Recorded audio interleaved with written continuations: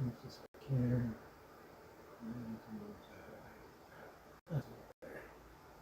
Okay. Turn on that microphone and turn off the music. Okay, we'll do it really soon. That was July 10th. Stop that. There we go. Oh, we're doubled up here. Whoops. Is that better? Yeah, that's better. Okay. So yesterday I started live streaming audio production because we are coming to, I like to call it the Renaissance era, where all of us musicians and artists really do just need to start showing up and proving to everybody and letting everybody know that, you know, we're not AI, we're real, and we work hard to make this stuff. That's just the way this one. So, whoops, that's mouse for that computer. This mouse for this computer. Yesterday we did this one. So, whoops, your CPU audio is.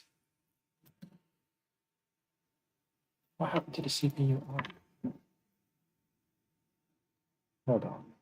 Properties, default, just the UMC. Okay. Oh no, I don't understand why you guys can't hear.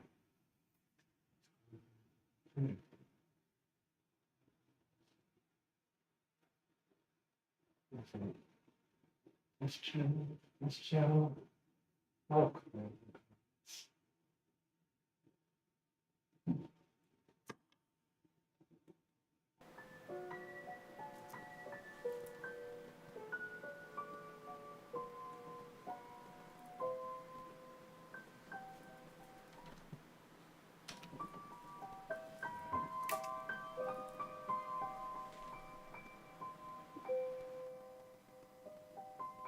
there we go. Jeez, all these little knobs and stuff that I have to like move around. I had the wrong one. I forgot that I. So there. Now you can hear what I'm listening to. That makes a difference. Sorry. Don't solve the issue. It's really quiet because this is the raw recording. But we're on number 2. So we want to make sure this is an improvisational flow from July 28th at 8:12 p.m. And that's going to be today's daily piano piece. If it's good. Because again, like I improvise these, I don't know if they're good or not. I think they're good when I'm doing it. But then when I listen to it, I'll decide if it's daily piano worthy or if it goes into limbo.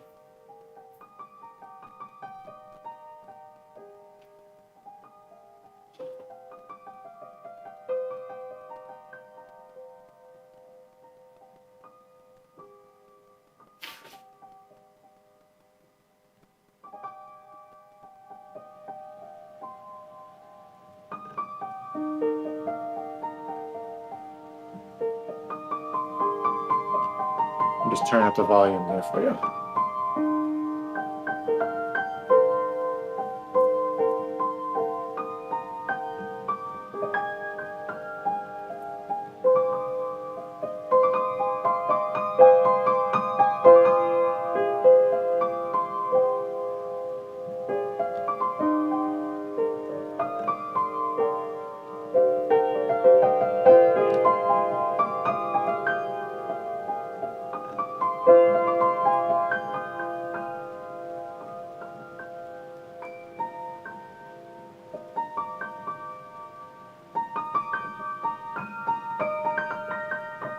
I'm liking it so far.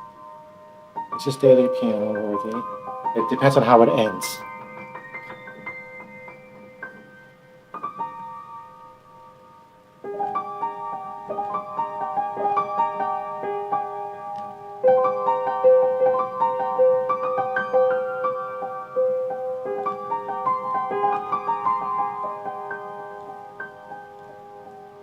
No, I really like it. It's really pretty. Okay, we'll use it. This will be today's. So, before I do that, I forgot to save it after doing the noise print. So now you guys get to see that process. I explained it yesterday. I'm just going to plow through this and just briefly explain what I'm doing. So this is a little moment of dead air that I've got. If I hit Shift P, this is Adobe Audition. I hit Shift P, that captures the noise print. Now I've got that. Now if I hit Control Shift P, that brings up the noise reduction panel, and that's that noise print that we captured. And you can tweak it and make it, go up. Have it at 100% and reduce by 16 dB. Let's reduce it by 26 dB. That's good. Oh, okie dokie. So then we hit Control A, and then we do that again. And we're going to across the entire board. Now I should have no more of that purple fuzz existing in the waveform that's like floating around here. That's like the air. Yep, all that purple and it's nice and black. So I'm going to hit Control Z, and so you can see that again. I don't know if you can see that purple when you zoom in. So there's all that purple haze. So even though there's like nothing, you can't really like hear it. That exists. And as you process your audio and bring things up, you're just going to be working with that underlining stuff. But if I go back to what I just did, and now you see it's all gone. It's nice. Now it's like super clean. That's always the first step before I do anything in my audio processing, is to do that capture of the noise print and reduce those. Now, let's go back into this view, and we're going to grab that second flow. So I've always improvised and made stuff up my entire life. I've always done this. I'd be at like the piano at the hospital playing. And people are like, oh, that's beautiful. What is that? I'm like, I don't know. I just made it up. I just never recorded it. But now we're in the digital era, and you can just, this is like an 18-minute long. I just sat down, I'm going to practice and flow, hit record. In the beginning, this is a bunch of nothing, but then this was some good stuff. So I have it. I wouldn't have had it if I wasn't recording. So always be recording. So the left channel is the shotgun mic isolated underneath the piano, just inches away from the soundboard. The right channel is the vocal mic. I just want the piano. So I'm going to copy that. And then if I hit Control Shift N, that's a new audio file. And I always do everything at 96,024. So I'm going to match that. And then I'm going to paste that left channel into here. Now it's doubled up. And now I'm working basically in mono. Everything is just mono. I think it's best to work in mono. You can better hear the stuff that you're doing with the equalizer. And then when you're done working with all that, then take it out of mono by applying your reverb and whitening or whatever. We'll get into that. So I did do the noise print, but we're not quite done. There's a couple more steps of cleaning up the audio that I want to do before I start, working with it. So go into the FFT filter. This brings up your harmony graph, and there's all different settings. This setting that I'm going to do first is called Kill the 60 Hertz Ground Loop. We're killing the 60 Hertz ground loop because we're in America, and that's where the electronics and stuff like that. If you're in Europe and UK, you want 50 Hertz, and there's a setting for that that says kill the 50 Hertz frequency. And again, this just helps clean up your audio before you start manipulating it with your equalizer bands and all the stuff that you want to do. There's another setting here called Kill the Mic Rumble. And I went down a rabbit hole, and a lot of people say if you want to like crisp up your audio and make it sound a little bit better, just get rid of, like kill out the 100 Hertz and down frequency. So that's what that does. And they already have it in the audition. Oh, there it is, Now I'm ready to start playing around with it. Over here it peaks at -9. I want to shoot for like -6 when I start doing my multi-tracking. So I'm just going to slowly crank it up with each build. So I'm only going to go up like, let's do 1.5 dB. We're getting closer to the 6. I don't want to stretch it too much. And now I'm going to go into the 10 equalizer band. And this gives you 31, 63, 125, 250, 500, 1K, 2K, 4K, 8K, and then anything beyond the 16K. It's very limited, 10 bands. But I like to use, because I'm listening to this one. This one does also, I've been playing a lot of higher notes recently, and those can get really shrill. So I do a little high cut, and it just brings down those higher frequencies generally down a bit. So I apply that. and I had an output by like 1.5, so it brought up. So now this puts that at 60 dB. Okay, this is good. That's at 1.2. So now I'm going to do some fine tuning. I don't need to do a lot because I've experimented and I've made myself a controlled environment with that shotgun isolated under the piano surrounded by textbooks. So I know the nature of the microphone. I know exactly what I have to do. I have all the settings in my brain and some of the ones that I created. So I can, every time I record, I just apply these. The only thing that changes is every now and then if I'm playing a song that's really low, heavy, then I'll also do like a little bit more of a bass cut to crisp things up. But this one is mostly high heavy, so I just did the high cut. I didn't have to do the low cut. So now I'm going to go to the generic mud remover. This is just a small dip. You know how you kill the 100 hertz and down, but 100 hertz up to 800. We're just going to do a slight dip, just barely anything, just to help clean up that zone of frequency existence. Yeah. Go up again, and then we're going to go back into the 10 equalizer band because the final step, and I've learned this when I was like, why does the piano always like, it's mid heavy. So the piano, I do a mid cut. That way, when you turn the volume up in your car, things don't start having those resonant frequencies that rattle and blah, blah, blah. Now I've done everything. That's it. I don't have to do much to my audio. It's just raw, grand piano. So now I'm just going to take it out of mono, go to mastering. This is a setting that I created. I used the dream sequence as a bass, and it gives you that curve, but they have like major reverb added to it. So what I did is I go 33 and I take the tube exciter down to 22, and then I take the whiner down to 11, take the loudness maximizer down to 11, and then do an output gain of 1.1. And now that sounds nice to me. And apply. But that bill now is no longer mono. It has a little bit more fullness and sounds more like it does in the original recording when you have both of those mixed together. It's fairly close and more crispy. So now we're not done. We're not done. We have to go Control N so we can open a multi-track session. Now we're in 32-bit floating theory land. And I'm just going to reference that waveform that I just built. Zoom in on it here. And I'm just going to plow through this really fast because I do this all the time. So I can just look at my lines and I'll adjust my volumes. Because I don't like using the compressor for loudness. It kind of ruins everything, the decays of the piano. So I like to use the volumes and the playback and the multi-track to adjust the quiets to be a little louder and the louds to be a little quieter, so that way when you listen to it in your car and in your headphones and whatever, things are a little bit more balanced, but I still maintain the integrity of the dynamics, from pianissimo to forte and whatnot. So I'm just kind of tracing the waveform here, because these points now, this point is at -1. So when it exports, that's going to go down by a little bit there. But all these other ones here, they're going up by 1. And together, that makes it kind of like, it's like doing the compressor, but without compressing. You're just gently nudging the volume up and down. And I don't want to do it too extreme, otherwise the decays will sound unnatural. And that's why sometimes I'll put a point and then it's dragged for a while.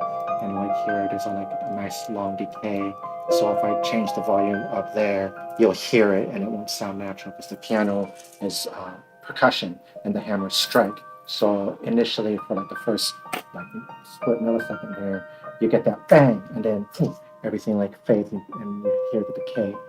So I'm just concerned about the strikes, and after that I want to make sure those decays don't get compromised.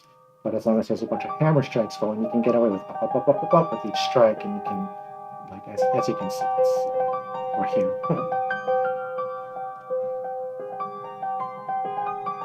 I'll show you what I mean. Here's a good example right here. This spot right here, that note hits and that's supposed to decay and get quieter.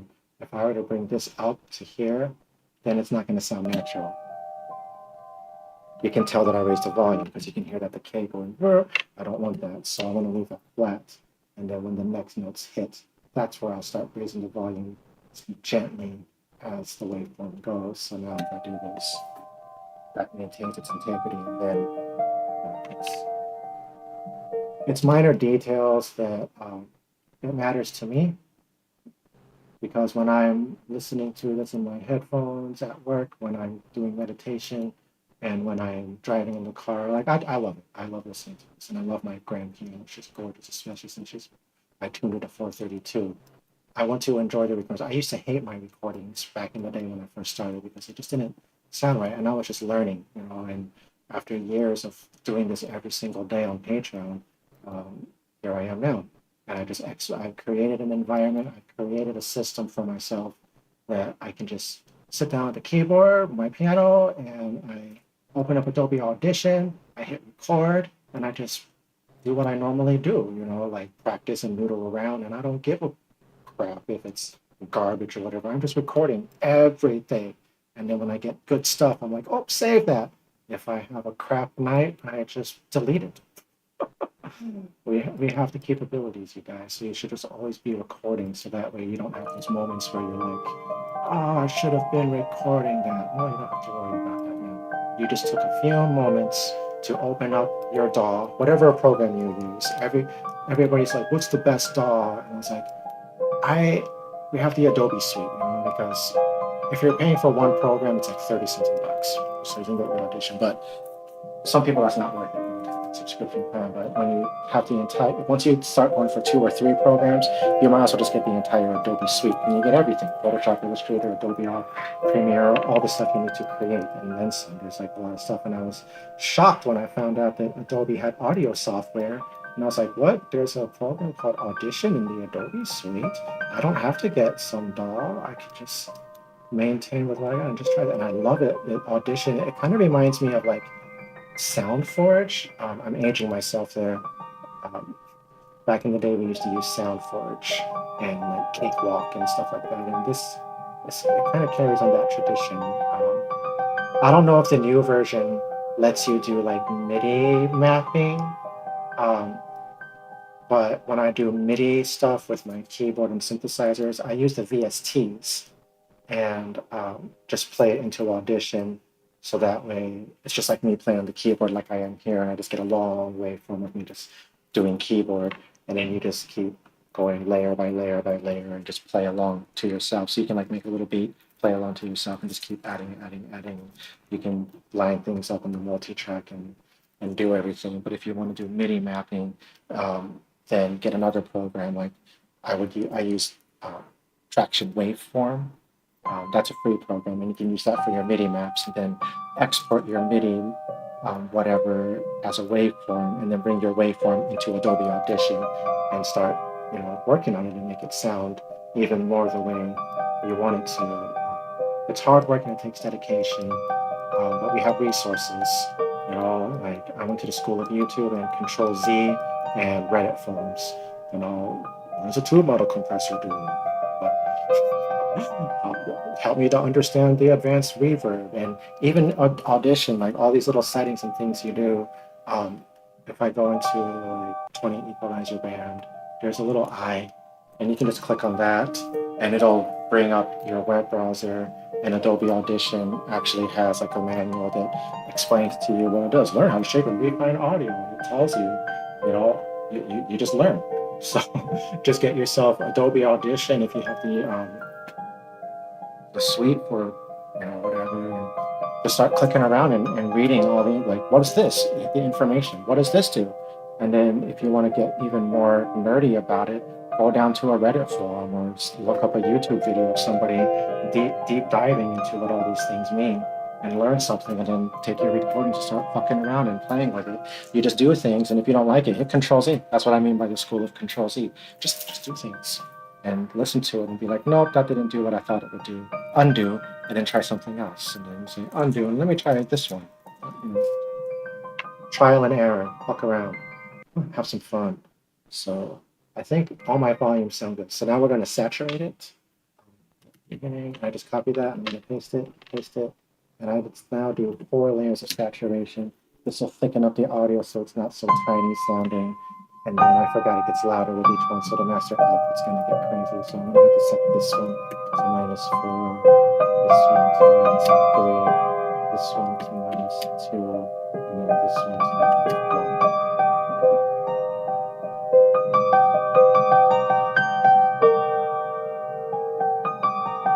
I'm watching this. I don't want this to break 0.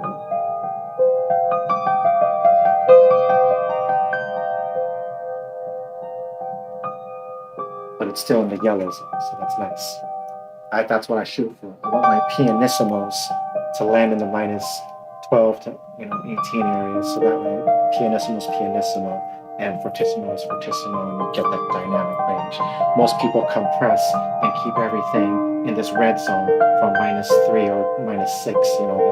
That would be their threshold. I extend my threshold more, and it's just the way I do things. It just, to me, I want quiet to be quiet and loud to be loud. I don't need everything to constantly be hitting. I want you to feel.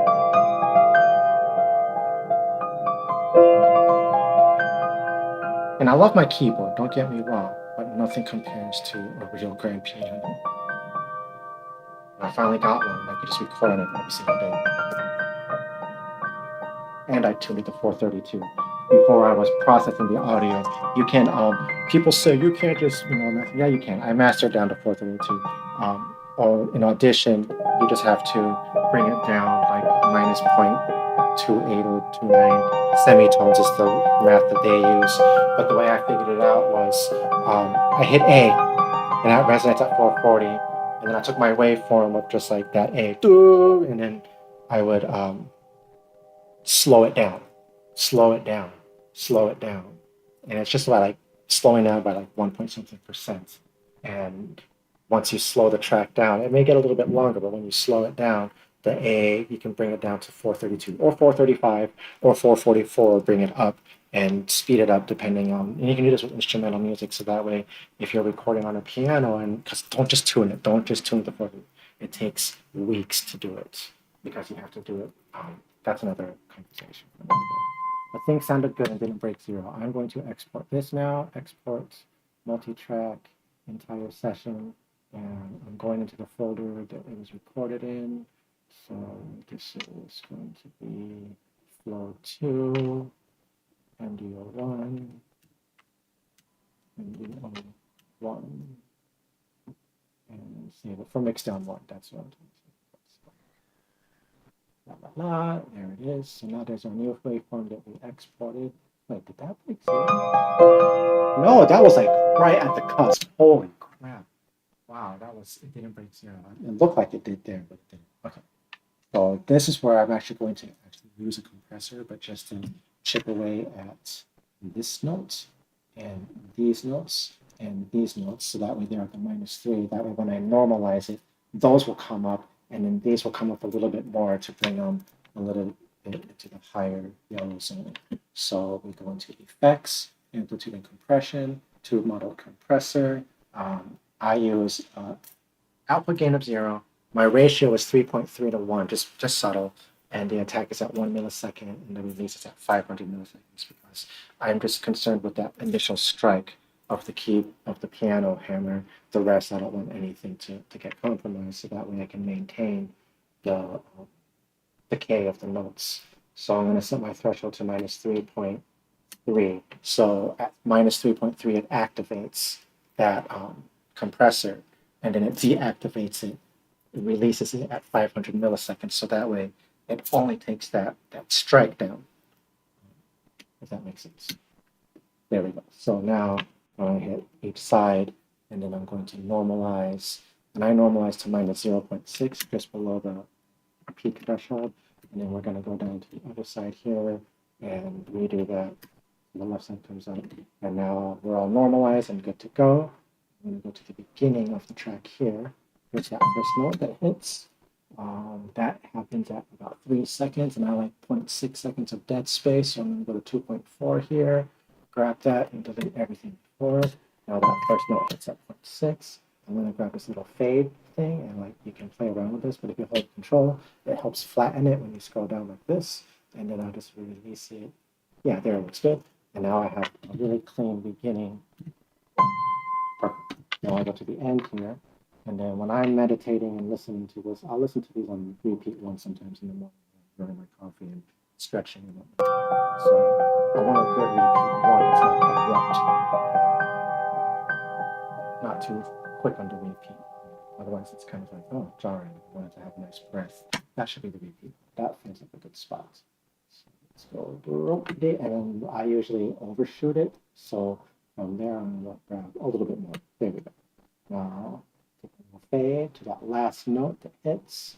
And I'm giving it double fade value here and then halfway to the end there, just to help that get to absolute zero before the repeat one. Just enough fade.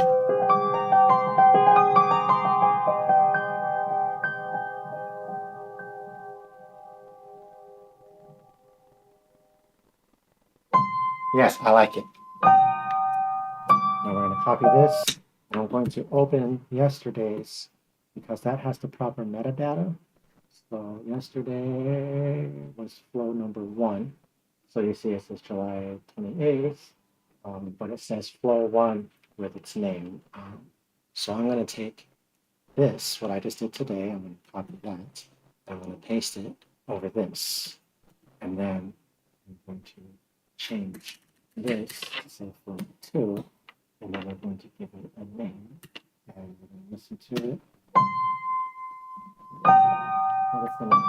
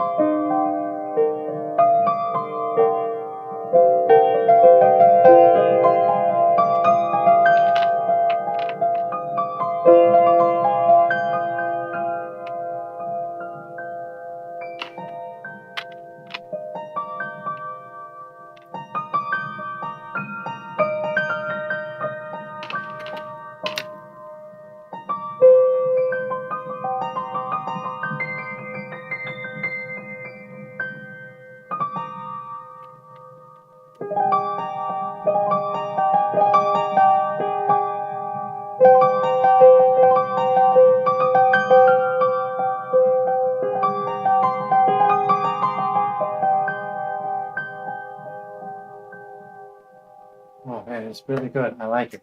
And she says her name is Ellie Cray, and you're not going to argue with it. Control Shift S, save that as flow 2 live. And then we change it from to say Peter or Septium, which was yesterday's.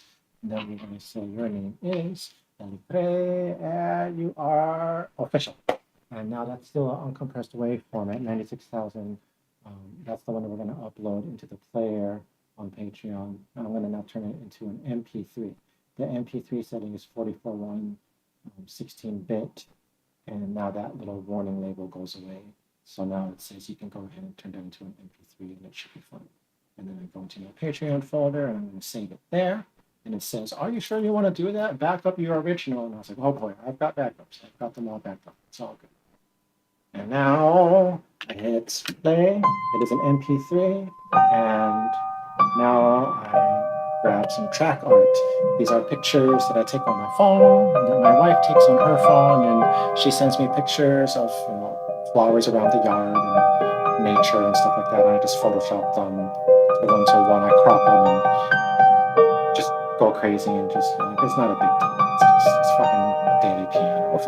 Like it doesn't have to be like super fancy. Oh do I want that one? Does that match the vibe? No.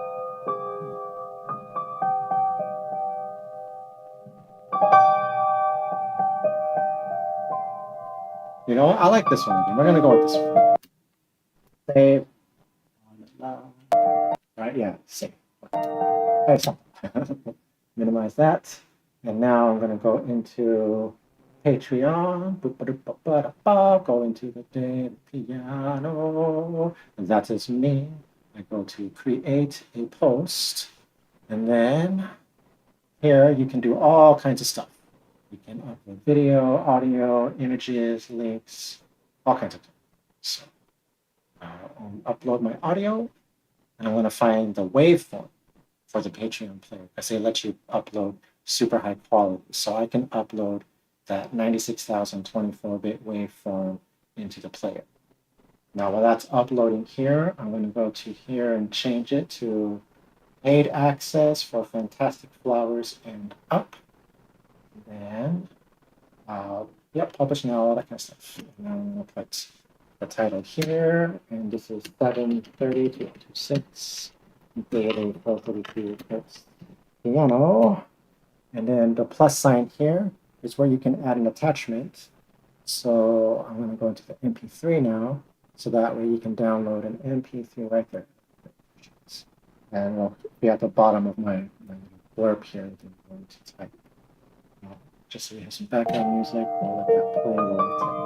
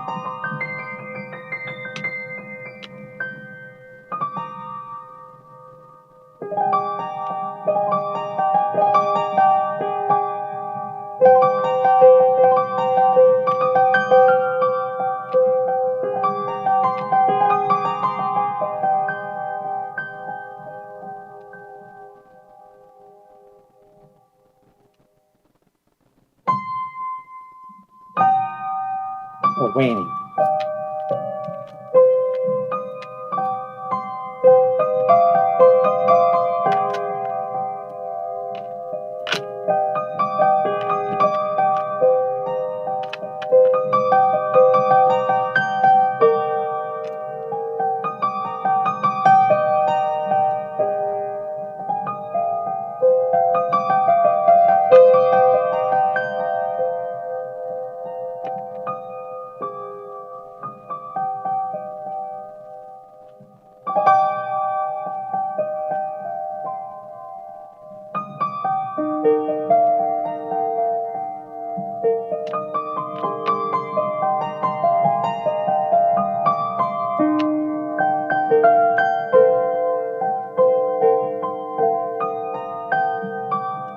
Oh, there it is. It's on.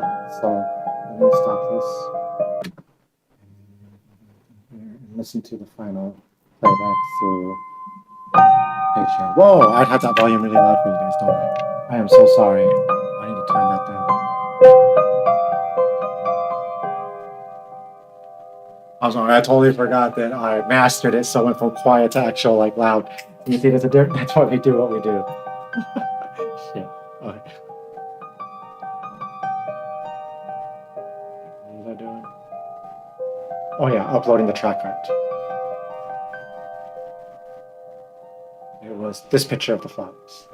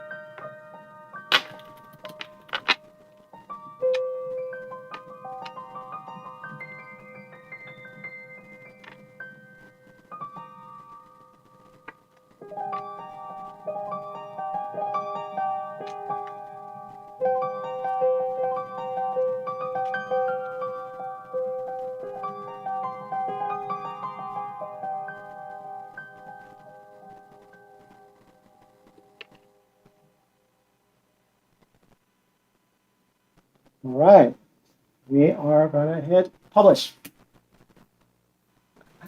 So again, I'm gonna be doing this every single day, every time, because I process master audio every single day. I'm playing piano and recording every single day. And all I gotta do is just keep showing up and making everybody know that I am not AI. I am anti-generative AI.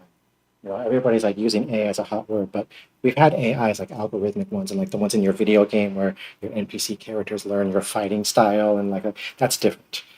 Generative AI, that's the beast that's raping the earth. Yes, look up the word, okay?